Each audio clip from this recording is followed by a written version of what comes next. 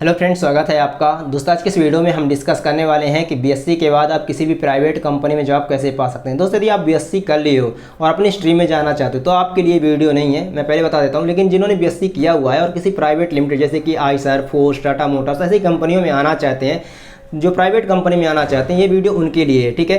क्योंकि हम यहाँ पर फुल इन्फॉर्मेशन आपको बताएंगे कि आपका किस तरह से सिलेक्शन होता है, किस तरह से आपका रिज्यूम शॉर्ट लिस्ट होता है, कहाँ से आपको अप्लाई करना चाहिए, क्या सैलरी आपकी होती है और क्या ग्रोथ है आपकी, सब कुछ मैं यहाँ पे कवर करने वाला हूँ। यदि आप किसी प्राइवेट के लिए इंटरेस्टेड हैं तो इस वीडियो को पूरा देखिए। तो दोस्तों, सबसे पहले ये जान लेते हैं कि बीएससी वालों को कौन सी कंपनियाँ रखती हैं, कौन सी प्राइवेट या मल्टीनेशनल कंपनियाँ रखती हैं। यदि आपने नॉन टेक्निकल में लाइक कुछ भी बीएससी, बीकॉम, बीबीए ऐसा कुछ कर रखा, ग्रेजुएशन में कर रखा है, नॉन टेक्निकल है, लेकिन जैसे बीटेक नहीं कर रखा, डिप्लोमा नहीं कर रखा है, तो दोस्तों आपको कौन सी कंपनियां रखती हैं। तो आपको बता दें दोस्तों, आपकी जानकारी के लिए कि आपको कोई भी प्राइवेट या मल्टीनेशनल कंपनी रख लेगी। मल्टीनेशनल कंपनी कोई गवर्नमेंट कंपनी नहीं होती है, प्राइवेट कंपनी ही होती है।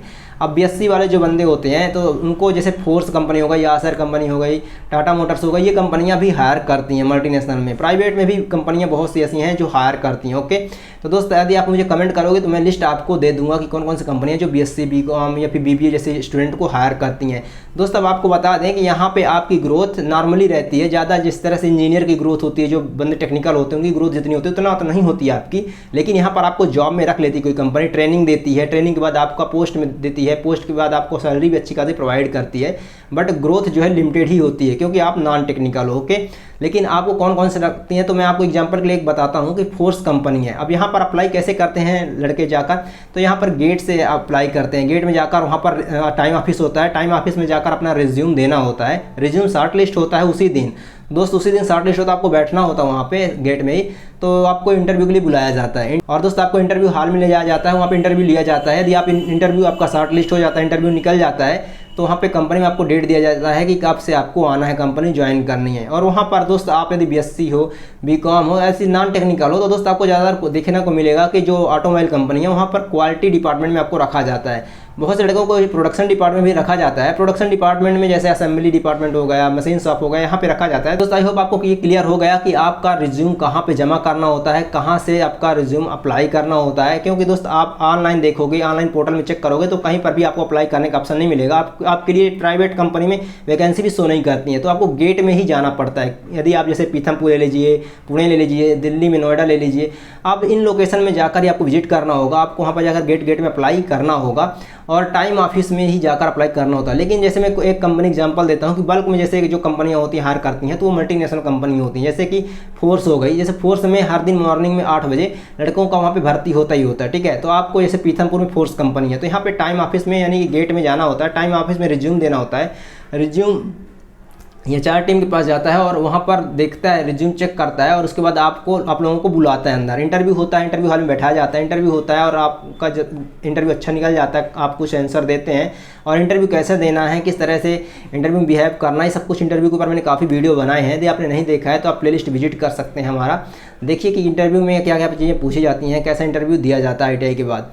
तो दोस्त, यहाँ पर आपका इंटरव्यू होगा, इंटरव्यू में यदि आप निकाल लेते हो, क्वालिफाइड कर लेते हो, तो फिर आपको बताया जाएगा डेट कि आपको कब से आना है ज्वाइनिंग के लिए। और आपको डिपार्टमेंट बता दिया जाता है कि आपको क्वालिटी में जाना है या प्रोडक्शन में जाना है, मेंटेनेंस में जाना है, किस में जाना है। और आपको ट्रेनिंग दी जाती है प्रॉपर, आप 1 साल की ट्रेनिंग में रखे जाते हैं। और ट्रेनिंग में आप जब रखे जाते हो तो वहाँ पे पहले आपको ऑफर लेटर दिया जाता है, आपको एक्सपीरियंस लेटर भी मिलता है 1 साल कंप्लीट होने के बाद, और आपको पेमेंट स्लिप भी दिया जाता है, अटेंडेंस बोनस मिलती है, इंसेंटिव बोनस भी मिलता है। आप वहाँ पे अगर अटेंडेंस आपका कंप्लीट रहता है तो उसका भी बोनस रहता है, कैंटीन मिलता है आपको।